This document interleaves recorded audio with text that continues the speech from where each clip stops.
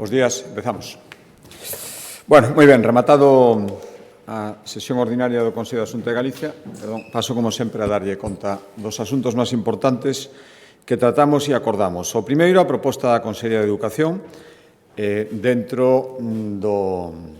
plan intenso, tanto en actuacións como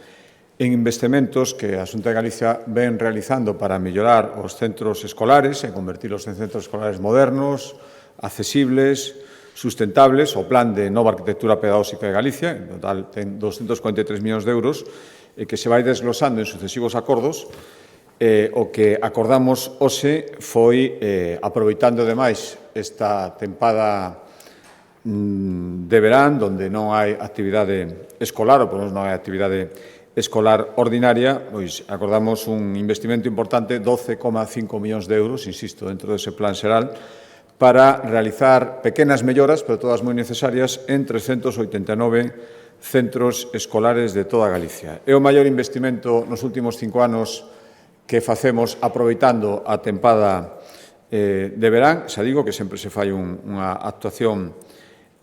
especial, pois é a vez que este plan especial para o verán ten unha cantidade máis grande de recursos, 12,5 millóns de euros. Estamos falando, xa digo, obras menores, mellora de cubertas, instalación de ascensores, renovación de fiestras,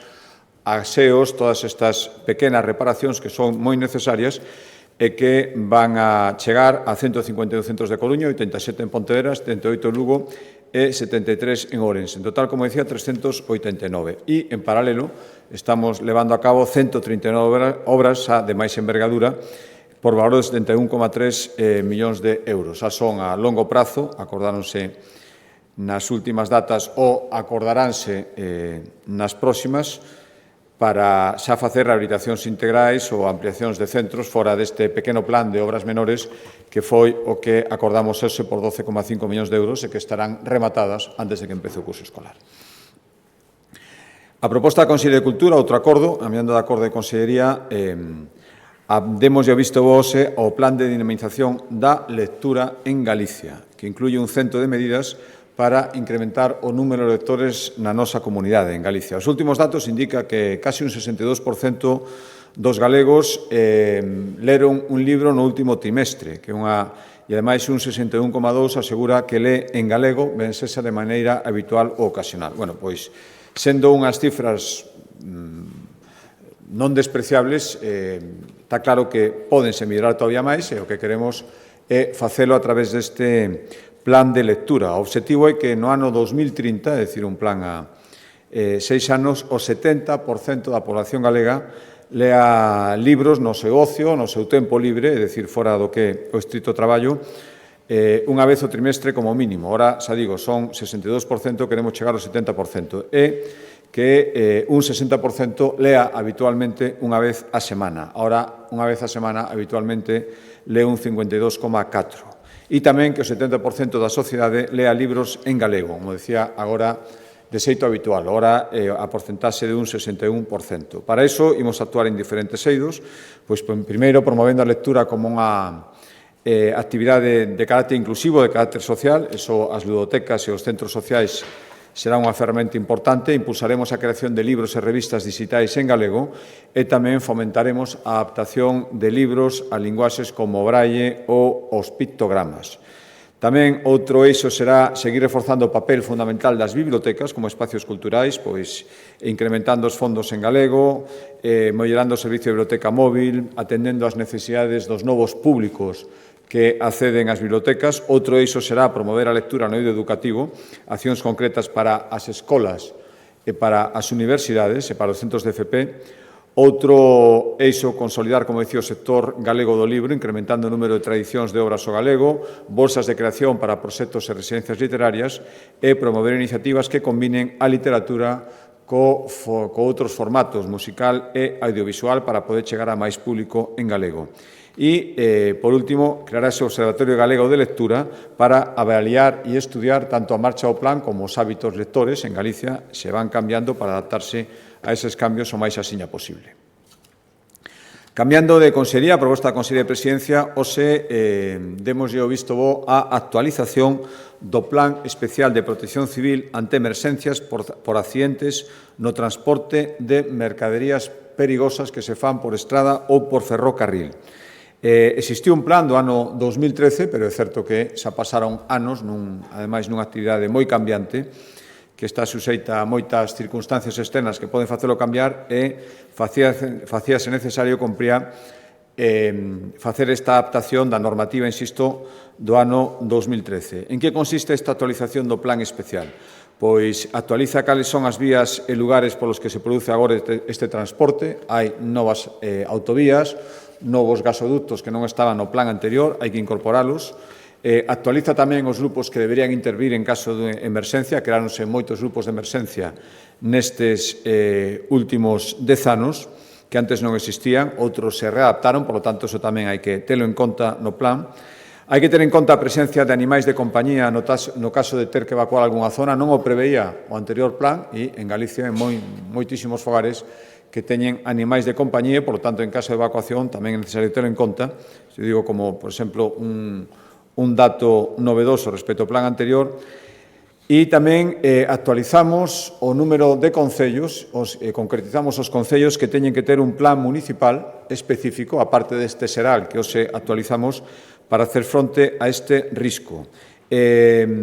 Redúcese o número de concellos. No ano 2013 eran 135 e agora pasa a 40. Cal é a razón? Bueno, son concellos que teñen un tramo de rede viaria ou ferroviaria con risco medio ou alto, e durante estes anos moitas destas travesías polas que pasaban camións, moitas destas conducións, pois fóronse alonsando dos núcleos urbáns, polo tanto, reducindo o perigo, por lo tanto, ora non hai razón para que moitos concellos que antes tiñan o perigo de tránsito habitual polo centro dos cascos urbáns, agora xa non existe polas circunvalacións, por outras vías alternativas, e, polo tanto, actualizamos e pasamos de 135 a 40, que sí que teñen que ter unha vixiancia e un plan específico de carácter municipal. Cambiando de consellería, Consellería de Medio Rural, hoxe acordamos destinar 17,6 millóns de euros ata o ano 2027 para apoiar os gastos de funcionamento dos grupos de desenvolvemento rural, dos coñecidos como GDRs. Son 24 en toda Galicia, están espallados por todo o territorio, son os que coñecen de primeira man as necesidades para dinamizar cada zona do punto de vista de aplicación da PAC, de dinamización rural, son os encargados de colaborar na aplicación dos proxectos do programa LEADER para dinamizar a economía rural e, polo tanto, son equipos humanos, expertos, que necesitan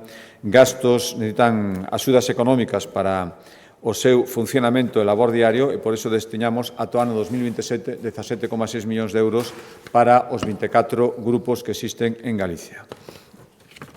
Seguimos no sector primario. Consellería do Mar, hoxe o Consello deu o visto bo a unificar e actualizar a normativa sobre a pesca marítima profesional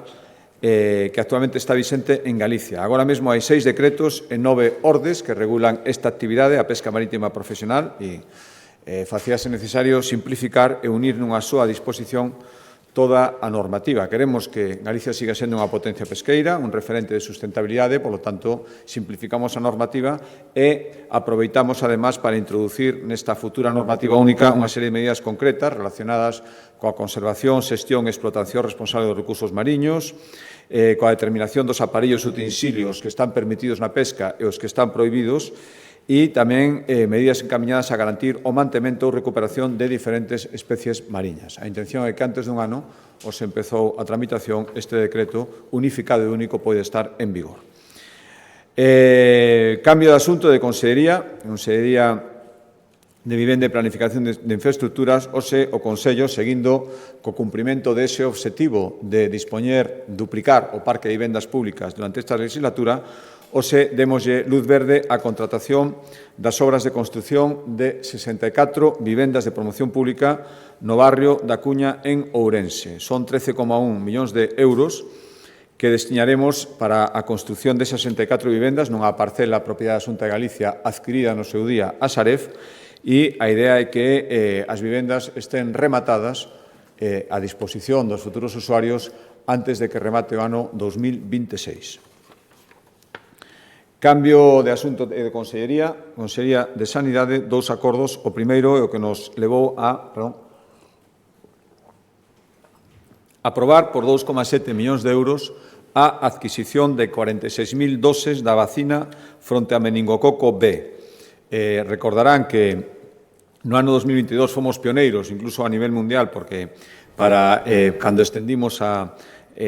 rapaces de 2, 4 e 12 meses, ademais dos grupos de risco habitual, e, polo tanto, dende entón, todas estas vacinas se administran de xeito gratuito para os destinatarios dende o Servizo da Sanidade Pública de Galicia, onde o Sergas, e, por tanto, o que hai que facer é prever para o ano 2025 ter as doses necesarias para esta poboación diana e, por lo tanto, aprobamos este expediente de contratación 2,7 millóns de euros para adquirir 46.000 doses desta vacina. E o outro acordo, a proposta da Consellería de Sanidade, é o que nos vai levar a poñer en marcha xa no prazo máximo dun mes dun proxecto piloto para mellorar o diagnóstico do cancro de mama a través do uso da intelixencia artificial. Cal é o obxectivo? Pois é mellorar a detención de lesións malignas que están en fases temperás e tamén poder examinar cantas máis probas millor, un maior número de probas en menor tempo. En que vai consistir? Pois en que os radiólogos que examinan estas probas diagnósticas teñan un software específico de inteligencia artificial que lles vai axudar na lectura que facían a toda agora por métodos tradicionales das mamografías. Cal é o obxectivo? Pois reducir ata un tercio as lesións malignas que a día de hoxe poden pasar desapercibidas nunha lectura de mamografía convencional. É dicir, este software vai axudar a facer unha lectura máis precisa e, polo tanto, detectar algunhas lesións malignas que, por la lectura tradicional, era máis difícil. Vaise iniciar, xa digo que un programa piloto, inmediatamente xa, en moi poucos días na Unidade Radiolóxica 3 da Coruña, que é a unidade do Servizo Galego de Saúde que máis mamografía realiza na nosa comunidade autónoma, e despois irase estendendo esta proba piloto, se os resultados son bons, como así esperamos, a todas as unidades de análise radiolóxica do Servizo Galego de Saúde. O que faremos nesta proba piloto é comparar os datos e as lecturas feitas aproveitando este novo software coa lectura tradicional, e se os datos son satisfactorios, como xa agardamos, xa digo que en pouco tempo será unha ferramenta de uso tradicional en todas as unidades que ten o Servizo Galego de Saúde para analizar mamografías. Cambiando de Consellería de Medio Ambiente, hoxe demos o visto bo ao Plan de Residuos Municipais 2030, o Obxectivo 2030, que prevé un investimento de 100 millóns de euros para mellorar na prevención, reciclaxe e eliminación de refugallos.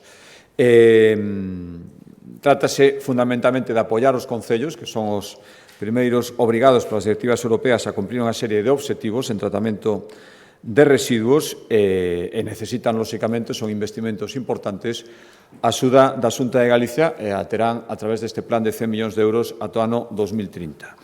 Obxectivos para cumprir nese horizonte de 6 anos. Primeiro, reducir entre un 15 e un 20% os residuos comparados cos que se recollían no ano 2010, é dicir, en 20 anos, xa vimos dende o ano 2010, reducir entre un 15 e un 20% os residuos que se recollen,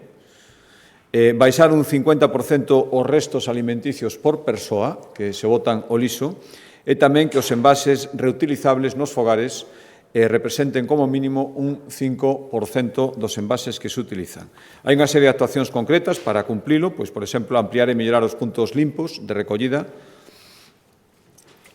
habilitar máis contenedores para residuos especiais, aceite, textiles, biorresiduos, estrategias tamén para previr a xeración de residuos, é dicir, canto menos se xere, menos haberá que recoller e reciclar, creación de espacios de reparación e venda de produtos de segunda man, para evitar producir los que se convertan en residuos, que sigan tendo unha vida útil, e tamén haberá unha especial incidencia no asesoramento e información ás entidades locais para que poidan cumplir estes obxectivos. Cambiando de asunto, hoxe dimos o visto bo o anteproxecto de Lei de Servicios dos Medios Públicos de Comunicación Audiovisual de Galicia. Agora comenzará a súa exposición pública e logo da exposición pública Si se aproba como un proxecto de lei polo Consello da Xunta de Galicia, pasaría ao Parlamento. O obxectivo desta lei, adecuar a normativa que data do ano 2011 aos moitos cambios que houbo no sector audiovisual e os patróns de consumo audiovisual durante estes anos. E tamén as moita normativa, leis, directivas europeas, varias, regulamentos que se publicaron ao longo destes anos. Hai varias novedades. A primeira é que, no nome, a Corporación de Radio e Televisión de Galicia, CRTVG, cambiará o seu nome e pasará a chamarse, logo da vixencia desta lei, Corporación de Servicios Audiovisuais de Galicia. Consideramos que unha denominación máis acaída, a acelerada transformación digital que se está producindo, e a consideración de que a día de hoxe non só se accede os contidos por radio ou televisión, senón tamén cada vez máis a través das novas tecnoloxías e a través de Internet. Características da lei. Bueno, primeiro, o impulso decidido á produción propia de programas, contidos e servicios que serán en lingua galega. A produción será 100% en lingua galega, sen prexuicio do uso puntual de outras linguas para dar a coñecer externamente os contidos e a identidade cultural de Galicia fora da nosa comunidade autónoma. Pero, insisto, produción 100% en galego. Esta normativa tamén consagra o papel fundamental do audiovisual que foi recoñecido nas Medallas de Galicia a semana pasada como dinamizadores de todo o que se está conseguindo, todas esas cifras espectaculares en algún sentido que está supoñendo o sector audiovisual galego, e queremos que este ente, con esta nova denominación, é o dinamizador e o apoio e aliado de todo o sector audiovisual galego. Por suposto, o 100% do capital da Corporación de Servicios Audiovisuais de Galicia será público e de carácter autonómico. O seu Consello de Administración estará integrado pola directora ou director xeral e 6 persoas máis, escollidas polo Parlamento de Galicia, todas elas. A lei tamén establece a creación dun Consello Asesor de Participación Social e Profesional, de acordo por outra banda, coas formulacións, coas recomendacións, coas indicacións que veñen sinadas na normativa europea. Este Consello Asesor de Participación Social e Profesional vai ter 15 membros, 9 en representación dos sectores da cultura, ciencia, tecnoloxía, educación, sanidade, entidades locais, consumidores e persoas con discapacidade, elexidos polo Parlamento todos eles os 9, 3 en representación das industrias culturais e audiovisuais, de lingua e tecnoloxías da comunicación, serán elexidos polo Consello da Xunta de Galicia, e 2 membros máis en representación das persoas profesionais dos medios públicos. E despois está a persoa titular da Dirección Xeral. En definitiva, trátase de adecuar os novos tempos, as novas tendencias, o novo escenario, o novo público audiovisual de Galicia, a Corporación Pública Galega, que seguirá sendo, e que dispoña de novas ferramentas para competir e cumprir as súas misións fundamentais de difundir a nosa cultura, a nosa lingua e a nosa identidade. Últimos acordos. A proposta da Consellería de Facenda, queda un acordo máis, tamén a proposta da Presidencia da Xunta, igual que o anterior, que ten que ver coa autorización que hoxe fixo o Consello da Xunta de Galicia para interpoñer accións legais primeiro ante o incumprimento, a non convocatoria da Conferencia de Presidentes pedida hai meses en tempo e forma e co quórum necesario, artigo 4.2 do regulamento que regula a funcionamento da Conferencia de Presidentes, que establece que si formalmente o solicita un número axeitado de presidentes e presidentes autonómicos, o Goberno central está na obriga de convocala. É certo que entendemos que non podía ser unha convocatoria inmediata, pero tamén entendemos que pasados meses non ten ningún sentido o silencio, os anuncios reiterados, sempre de palabra, nunca ninguna convocatoria formal, polo tanto, parece... Eu, dende logo, desearía que non ter feito isto. Sempre pensei que o Goberno cumpría coa obriga legal, pero ao non ser así, acordou o Consello da Xunta de Galicia, outras comunidades autónomas constame que van facer o mesmo, presentar un recurso frente ao incumprimento do propio regulamento da Conferencia de Presidentes, coa esperanza de que o Goberno central simplemente cumpra a lei e nos convoque os presidentes autonómicos para tratar asuntos importantísimos que deben ser debatidos entre todos neste foro que para iso está establecido. E os 2 últimos acordos, decía, a proposta da Consellería de Facenda, un ten que ver coa acordo que tomamos hoxe é destinar 12,1 millóns de euros para colaborar cos concellos en tareas de reciclaxe, en tareas de xestión de residuos e axudalos no esforzo que teñen que facer para cumprir co pagamento dun imposto estatal, o imposto do Goberno Central sobre os depósitos de residuos en vertedeiros. É un imposto estatal, as comunidades non temos competencias para facer nin bonificacións nin rebaixas dun imposto do que non somos titulares. É un imposto que non existía ata agora en Galicia e, polo tanto, o único que podemos facer é colaborar cos concellos para minimizar o impacto do seu pago. E, polo tanto, os acordamos destinar estes 12,1 millóns de euros para colaborar con eles.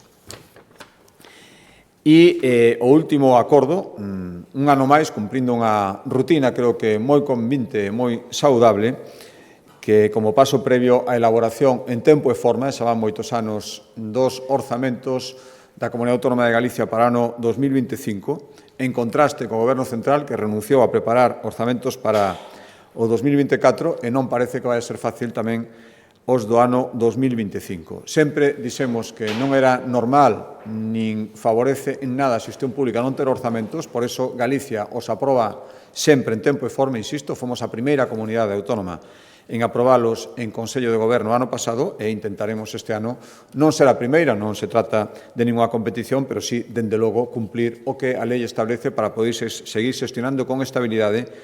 e con seriedade. O primeiro paso é aprobar o límite de gasto para os orzamentos do ano 2025 e foi o que fixemos hoxe no Consello da Xunta de Galicia. A Galicia contará o ano que ven cun límite de gasto non financiero de 13.954 millóns de euros. É o máis alto de todos os orzamentos aprobados ata agora e supón un 2,5% máis que o límite, que o teito de gasto dos orzamentos que a día de hoxe aínda están vixentes os orzamentos do ano 2024. Partimos da prudencia. Os cadros macroeconómicos, que son os que levan a fixar este teito de gasto, basease na prudencia. Non queremos caer nas imprudencias que vimos noutras comunidades autónomas, que despois temos que pagar entre todos, de orzamentar máis alá da previsión certa dos ingresos que se van ter e, polo tanto, xa digo, esta prudencia a que vai presidir toda a elaboración dos orzamentos de aquí a que se aproben polo Parlamento de Galicia e esta aprobación de teito de gasto é a primeira e máis necesaria mostra. Elevamos o crecemento, a previsión para este ano do 1,8, recordo que o ano pasado era 1,9 e ao final levámoslo ata o 2,1 e, polo tanto, fixámolo este ano no 1,8 e, se logo que o gallaque sexa así, como foi este ano, procede a súa elevación, creo que unha magnífica noticia e contrastaría con outros niveles de crecemento que foron orzamentados moi por encima noutros lugares e despois a realidade tivo que rebaixalos. En Galicia preferemos facer o contrario. Respecto ao paro, por primeira vez en 15 anos está por debaixo do 10%, mellórase tamén a estimación inicial e contamos con finalizar o próximo ano, 2025, cun índice de paro do 9,1%, o cal nos situaría en cifras realmente notorias se temos en conta de onde vimos nos últimos anos con cifras de paro moito maiores. Por lo tanto, é un teito de gasto ambicioso, é o maior teito de gasto aprobado, pero tamén absolutamente razoable, prudente e sempre coa virtude de poder ser correxido o alza, que creo que moitísimo máis que facer o contrario, como outros teñen que ter feito, e ao final tivemos que pagar os demais. Moitísimas gracias e deixo yo a palabra ao Conselleiro de Facenda para que explique un pouco máis polo miúdo este último acordo do teito de gasto para o ano 2025.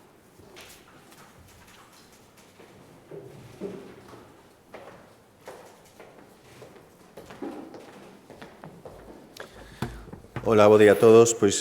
como acaba de informar o presidente, vimos aprobar hoxe no Consello da Xunta o límite de gasto non financeiro para o ano 2025. E o primeiro que hai que poner en valor unha vez máis é que podemos aprobalo porque temos estabilidade e seguimos a ser un goberno previsible, o que nos permite cumprir en tempo e forma con este fito tan importante para a elaboración dos orzamentos do vindeiro exercicio. E iso, a pesares de que un ano máis estamos perante un contexto de incerteza e cando nos pusemos a elaborar este teito de gasto carecíamos de información básica para elaboralo. De feito, a información sobre as entregas a conta foron suministradas polo Ministerio de Facenda hoxe mesmo ás 9 da mañá, cando hai 2 semanas que se celebrou o Consello de Política Fiscal e Financeira, onde, como poden lembrar, se aprobou unha senda de gasto que foi desbotada polo Congreso dos Deputados e, polo tanto, non contamos cunha senda de gasto aprobada coas formalidades precisas. Pese a estes atrancos, como queremos cumprir cos prazos e achegar certezas a familias e a axentes económicos, empregamos as nosas propias estimacións, como dicía, dende o Goberno galego e optamos por aprobar este límite de gasto para que, unha vez autorizado polo Parlamento, fixe o marco para poder elaborar tamén en tempo e forma os orzamentos da Comunidade Autónoma para o vindeiro ano 2025. E antes de explicar este límite de gasto non financeiro, quixera avanzar que está aprobado segundo os cambios nas regras fiscais europeas que foron aprobadas o pasado 30 de abril, entran en vigor para o vindeiro ano, que está elaborado coa máxima prudencia, tendo en conta os riscos derivados dun escenario xeopolítico complexo e inestable e tamén da propia inestabilidade política do noso país, con orzamentos prorrogados e que, como acaba de dicir o presidente, moi probablemente tampouco se aproben para este exercicio, xa que temos un goberno minoría parlamentaria ao que os seus socios lle acaban de tumbar, como dicía, o primeiro trámite para poder presentar as contas o próximo ano. O primeiro paso para elaborar o teito de gasto para o ano que ven é a actualización se procede do cadro macroeconómico para este exercicio. A partir do traballo rigoroso do IGE, do Instituto Galego de Estatística, igual que fixemos o ano pasado, revisamos para este exercicio as estimacións de crecemento, mellorando a estimación de crecemento do PIB para o ano 2024, para este ano, ata o 2,1%. En canto ao crecemento da economía galega, prevemos un avance de 2 décimas sobre inicialmente estimado, como dicía, pasamos do 1,9% ao 2,1%, unha cifra prudente. Esta mellora débese basicamente á fortaleza das exportacións e do saldo exterior de Galicia. Respecto á tasa de paro, conseguimos reducila por debaixo do 10% por primeira vez dende hai 15 anos e para o ano 24 a previsión media estimamos que vaise ata o 9,2%, 2 décimas menos que o previsto inicialmente nos orzamentos. Esta actualización é consistente cos datos que amosa a recente EPA correspondente ao segundo trimestre do ano. E para o vindeiro ano, para o 25, prevemos un avance do PIB do 1,8%, en liña con manifestado coa AIREF e co Banco de España, que se basea nunha mellora do investimento do consumo privado de Galicia e a estabilidade no comportamento do sector exterior, encadeando así 5 anos de crecemento sostido. A taxa media de desemprego tamén seguirá a baixar ata o 9,1%, tendo en conta, como xa dixen, que estamos nas cifras máis baixas en media da década.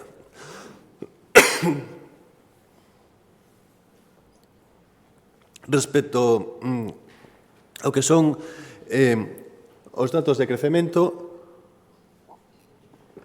nesta diapositiva podemos ver como a economía de Galicia mantén un crecemento sostido cunha mellor evolución pospandemia que a media de España. De feito, co último ano pechado, o 2023, o PIB de Galicia é 3,9 puntos máis alto en relación ao dato prepandemia, fronte ao 2,5 puntos da media nacional. Por tanto, temos un diferencial positivo de 1,4 puntos.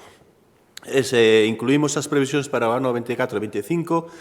pois sabemos que Galicia xa recuperar o PIB prepandemia no cuarto trimestre do 21, por lembrar, 3 trimestres antes que a media de España, e no ano 23 aumentou un 1,8%, esperamos para o 24, como dicía, un 2,1%. Agora, con estas estimacións para 24 e 25, o vindeiro ano, o crecemento pospandemia de Galicia sería de 8,1 puntos frente aos 7 puntos da media de España, máis dun punto superior á media de España a finais do ano 25. Xa entrando no límite de gasto non financeiro para o vindeiro ano, quixera salientar que este teito de gasto apróbase seguindo as novas regras da Unión Europea. No pasado Consello de Política Fiscal e Financeira, a ministra achegou unhas tasas de referencia para a evolución do gasto computable que, segundo confirmou, eran compatibles coa senda de gasto que ten que presentar perante a Comisión o vindeiro mes de setembro. Así, para os 3 vindeiros anos, estas tasas de referencia do gasto son o 3,2% para o 25, o 3,3% para o 26 e o 3,4% para o 27. Esta regra de gasto e non o déficit será referencia válida para fixar o teito de gasto ao beiro do sinalado no artigo 30 da Lei de 32/2002 de Sostibilidade Financeira, tal e como indica a IREF. Para calcular o texto de gasto non financeiro do vindeiro ano, temos que ter en conta a determinación do teito definitivo para este ano 24, pois, como saben, foi realizado con datos provisionais e as entregas a conta definitivas serán entregadas polo Ministerio de Facenda o vindeiro mes de setembro e con esas será coas que se conforme o teito definitivo. Posteriormente, debemos determinar os recursos autonómicos compatibles coa tasa de referencia do gasto, coa que acabo de sinalar, e, finalmente, elaboraremos o cálculo do teito de gasto tendo en conta os restantes recursos non computables cos que contará o orzamento da Comunidade Autónoma. Así, obteremos un teito de gasto non financeiro para 2025 de 13.954 millóns de euros, como se indicaba anteriormente. Para que se entendan ben as comparacións entre este ano e o vindeiro, quero lembrar que o teito de gasto non financeiro aprobado no 24 fora de 13.257 millóns de euros, pero, como dicía, temos que ter en conta esta modificación das entregas a conta das que xa se comunicaron a contía diferente a finais de decembro, se lembran, e que agora, logo de aprobar un decreto lei de actualización das entregas a conta, o Goberno aínda pagará o vindeiro mes de setembro, por certo, 38 millóns de euros menos dos que comunicara o pasado mes de decembro. Os recursos finalmente comunicados ao Sistema de Financiamento Autonómico para o ano 24 suporán 353 millóns de euros máis sobre as nosas estimacións e non os recibiremos, como dicía, ata o vindeiro mes de setembro. Estes 13.610 millóns de euros son, por tanto, o límite de gasto definitivo para elaborar o teito de gasto do ano 25 e a cifra de partida que se aplica a tasa de referencia para obter este teito de gasto. En efecto, para calcular o teito de gasto partimos dos recursos autonómicos definitivos do ano 24, con novo escenario o total dos recursos autonómicos medrarían un 3,4%. Os recursos autonómicos son aqueles que proveen dos tributos propios ou cedidos da comunidade autónoma e o resto de ingresos patrimoniais e a capacidade de endebedamento. A tasa de referencia se aplica sobre estes recursos, como saben, o que denominan os regulamentos comunitarios os ingresos nacionais, neste caso les chamamos os ingresos autonómicos, sobre esta contilla, como decía, se calcula esa tasa de referencia do 3,2%. Por tanto, estes recursos, con unha serie de asustes para calcular esa regla de gasto, que basicamente é deducir o gasto en intereses, son os que dan lugar aos recursos autonómicos primarios netos, que serán de 11.419 millóns de euros, 359 millóns de euros máis que o ano en curso, e este aumento coincide coa tasa de referencia para o 2025 acordada no Consello de Política Fiscal e Financeira, un 3,2%. Por tanto, esgotamos ao máximo a nosa capacidade de gasto. Sobre esta senda de fondo propio, temos que recoller o resto dos ingresos que non forman parte desa senda de gasto. Por tanto, para o ano 25 temos un teito de gasto non financeiro no que os recursos autonómicos primarios netos, como dicía, medran un 3,2%, a tasa de referencia aos 11.419 millóns de euros. Se a estes recursos autonómicos les engadimos os ingresos finalistas do Estado e os fondos estruturais europeos, o límite de gasto ordinario aumentaría un 3%, ata os 13.492 millóns de euros. E se les engadimos os fondos extraordinarios Next Generation, pois acadaríamos eses 13.954 millóns de euros que se indicou inicialmente na presentación e tamén polo señor presidente, incrementando un 2,5 sobre a contía do ano pasado. Finalmente, podemos ver unha comparativa do teito de gasto non financeiro dos últimos anos, o definitivo de 2024 e o de 2025, que presenta dúas características principais, como tentei sinalarlles. A primeira é unha evolución estable que respecta a regra de gasto e a segunda que achega cada vez menor dos recursos extraordinarios dos fondos Next Generation porque ao irse executando as contías asignadas pois cada vez achegarán menos recursos ao orzamento ata desaparecer totalmente no ano 27. En resumo, aprobamos en tempo e forma o teito de gasto para o ano 25, adaptando as regras fiscais europeas e esgotando a tasa de referencia do 3,2% ata acadar eses 13.954 millóns de euros. Este teito permitirá-nos actualizar a alza o PIB para este ano, que Galicia medrará un 2,1% e enlazaremos 5 anos cun crecemento económico sostible, un crecemento que permitirá seguir a crear emprego e que rebaixará a taxa de paro ata o 9,1% nos niveis máis baixos en 15 anos, que permitirá reforzar e modernizar os servizos públicos autonómicos, que permitirá favorecer os investimentos productivos que apoien o crecemento económico, en especial o impulso das políticas de vivenda, que permitirá axudar as familias e as empresas. E todo isto sen ter que recorrer un ano máis ao endebedamento. En definitiva, garantimos un ano máis a estabilidade para dar resposta aos retos aos que se enfronta Galicia e unha vez que temos aprobado este teito de gasto no Consello da Xunta, remitiremelo de maneira inmediata ao Parlamento para obter a súa autorización tras o debate en pleno. Moitas grazas.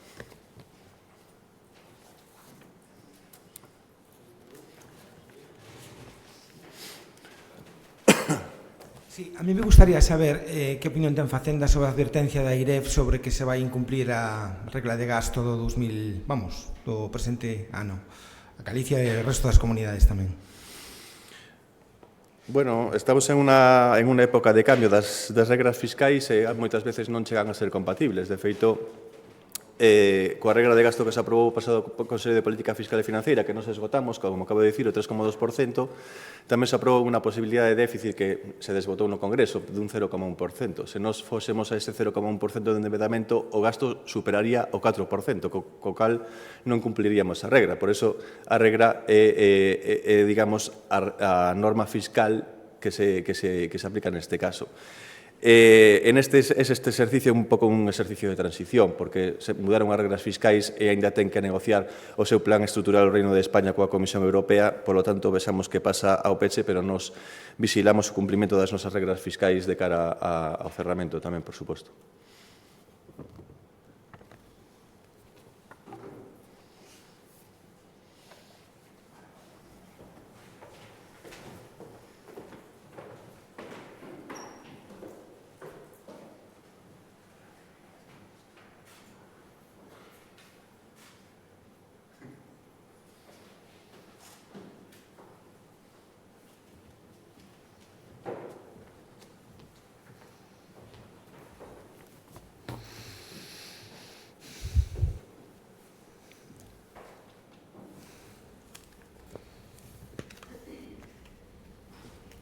Bo día. Bo día.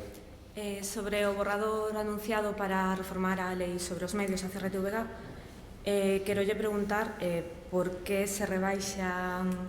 o control democrático, digamos, no Parlamento galego para a escolla do director ou directora da nova corporación.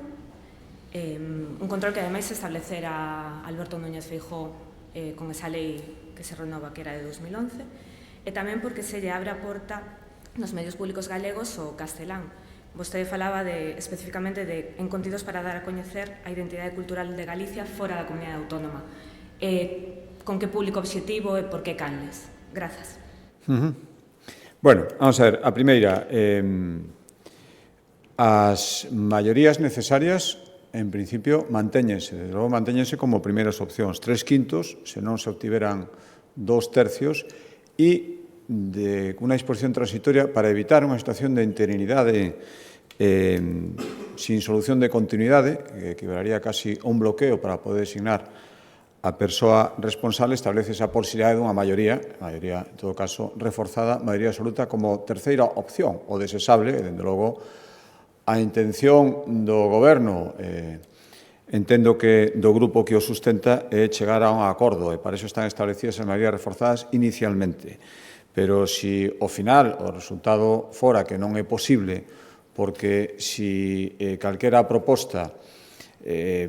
fora rexeitada ata que non tiveramos acordo dos grupos maioritarios sempre, lóxicamente, se interinidade non se pode perpetuar no tempo e estaría esa última posibilidade de facelo por unha maioría tamén reforzada e, polo tanto, tamén democrática. Pero, insisto, as primeiras opcións son as maiorías de 3/5 ou 2/3. Respecto a Porto Galego, creo que enténdese perfectamente. Eu remarquei, creo que é moi importante, que a produción seguirá sendo 100% en galego. 100% en galego. E creo que así ten que ser, así debe ser e así vai ser. Outra cosa é que a posibilidade de difundilo fora das nosas fronteiras a outros públicos que queiran coñecer a produción que se falla en Galicia,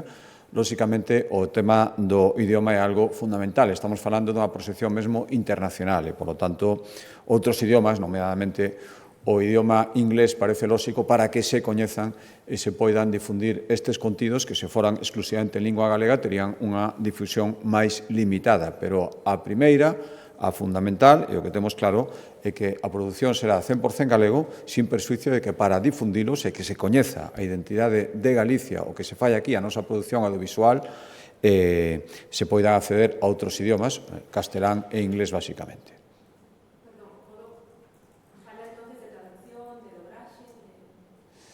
Falo da posibilidade de que o que está feito en galego pode estar tamén traducido a outros idiomas, pero feito en galego sempre.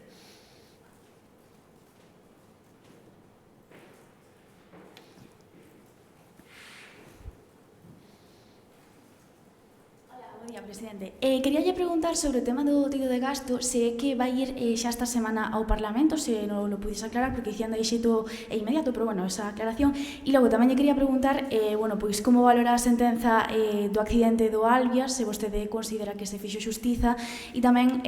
no eido sanitario, onde houve manifestación en Moaña, ali leva mesas o servizo de urxencias sen funcionar, e co centro de saúde tamén sen atender polas tardes. Tamén houve protestas nas matronas de Lugo. Queríalle preguntar se a Xunta ten pensado actuar este brao diante destes problemas sanitarios. E logo, xa para rematar outro asunto, a alcaldesa de Santiago dicía nunha entrevista na SER que agarda máis empatía pola parte da Xunta, reclamaba unha resposta positiva ao respecto da taxa turística ou para incrementar os fondos do Estatuto de Capitalidade. E queríalle preguntar se efectivamente vai na haber e tamén se que se vai, se lle vai dar unha data xa para reunirse con ela. Grazas. Sí, o enteñera sanitario. Sí, primeiro a teito de gasto. Sí, a previsión é que logo de tomado acordo, que foi o primeiro acordo que se adoptou en la orden do día hoxe do Consello de Xunta de Galicia para inmediatamente darlle traslado ao presidente do Parlamento e poder facer a convocatoria do pleno correspondente que creo, non sei se está convocado todavía, o que eu falei con el, era a posibilidade de facelo este mércores, pleno Parlamento, 31 de xullo, para poder deixar aprobado o teito de gasto e, polo tanto, a volta do mes de agosto, seguir coa elaboración dos orzamentos ou continuala xa iniciamos hai unhas semanas. Por lo tanto, a intención, xa digo, comunicouse inmediatamente o presidente do Parlamento, a intención é tamén para poder facer este pleno canto antes e creo, non sei se está convocado todavía, o que se falou con el, a Dirección Xeral de Relacións Parlamentarias será que tivera lugar este mércores. A seguinte pregunta, bueno, eu celebro que houbera unha sentencia, creo que tardou moito tempo, 11 anos despois do accidente, unha sentencia por fin, e a partir de aí se fixo xustiza e que unha sentencia dun tribunal dunha Suiza, neste caso, e, por lo tanto, xustiza unha vez que hai unha sentencia, sempre hai, pode gustar máis ou menos o resultado, depende dos destinatarios, escoitamos varias opinións, pero a mí hai unha cousa que me importaba especialmente, que era que as víctimas, as súas familias, se sentiran reparadas polo que leí nos medios de comunicación. É certo que non falei con ninguén directamente, parece ser que isto é así. Eu creo que isto é algo para... Nese sentido, se é así, eu sinceramente alégrome, lamento que a sentenza tardara tanto tempo, non a ditar a sentencia en sí, o xuizo foi ano pasado, pero probablemente a celebración do xuizo. A terceira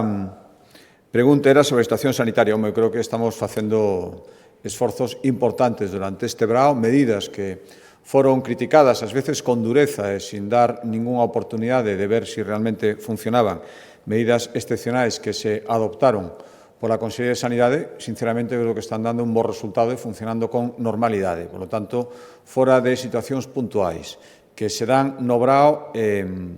inevitablemente moitas veces, sempre dixemos a falta de recursos humanos, as posibles solucións, algunhas as que están na nosa man intentamos aplicarlas, outras demandamos que o Ministerio de Sanidade as aplique, non o fixo todo agora, pero creo, sinceramente, que queda todavía o mes de agosto, un mes complicado do punto de vista da atención sanitaria, pero eu agardo que a normalidade xeral que se produciu neste mes de xullo tamén sexa no mes de agosto e que as medidas que se tomaron, insisto, criticadas, creo que injustamente, precipitadamente, por dende algunhas instancias políticas, sigan dando o resultado que creo que están dando este mes.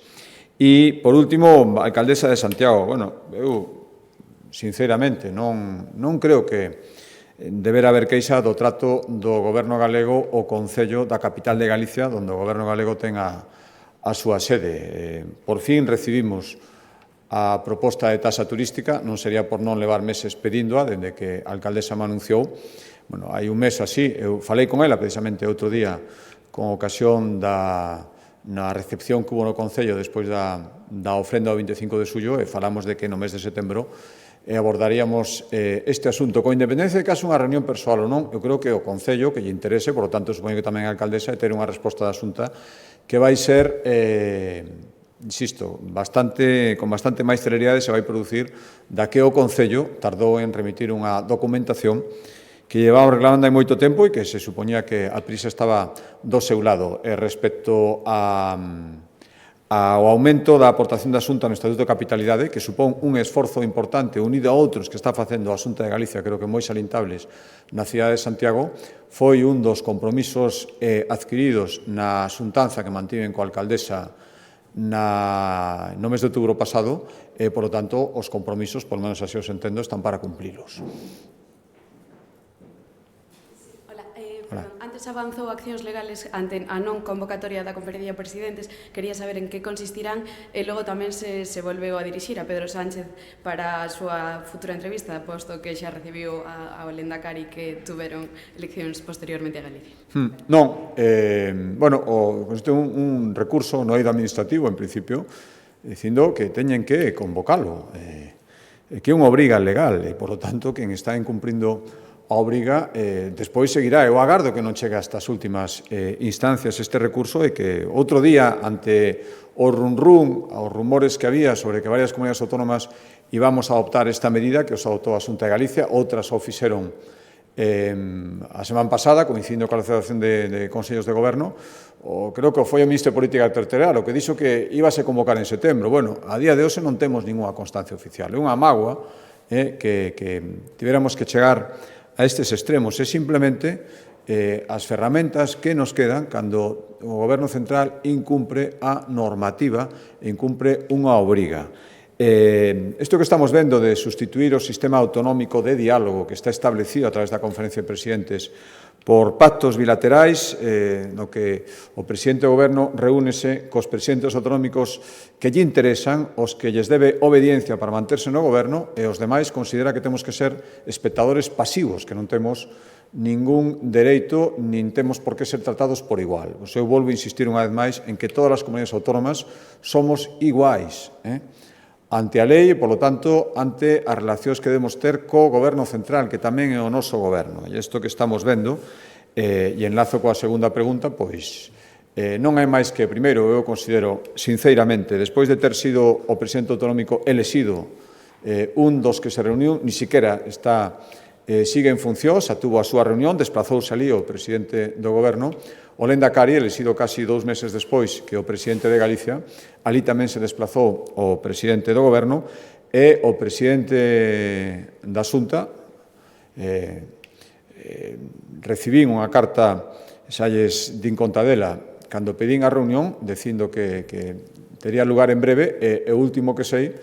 manifestacións de Moncloa, non sei se son veraces ou non, dicindo que non había ninguna previsión de reunión, é dicir, incumplindo e contradicíndose a eles mesmos respecto a esa carta que me enviou o presidente ás 3 semanas de pedir audiencia. Eu, dende logo, teño que seguir insistindo, non por min, sino porque falo en nome de Galicia, e entendo perfectamente que o País Vasco e Cataluña teña moitas cousas que falar, pero Galicia, dende logo, tamén, e non é de recibo este trato absolutamente desigual, este trato preferente a algúns en detrimento dos demais. Por lo tanto, seguiremos insistindo as veces que faga falta. Non son o único presidente, hai outros que levan incluso máis tempo esperando a ser recibidos por Pedro Sánchez, pero se xa reducimos a nacionalidades históricas, ninguén entende, e agardo que entenda así tamén a oposición, non é nin normal, nin de recibo, nin de respeto, que as dúas nacionalidades históricas xa teñan sido os seus presidentes non só recibidos polo presidente do goberno, e que foi ali as súas comunidades autónomas, e a Galicia se lle dea calada por resposta. Moi ben, moitas gracias.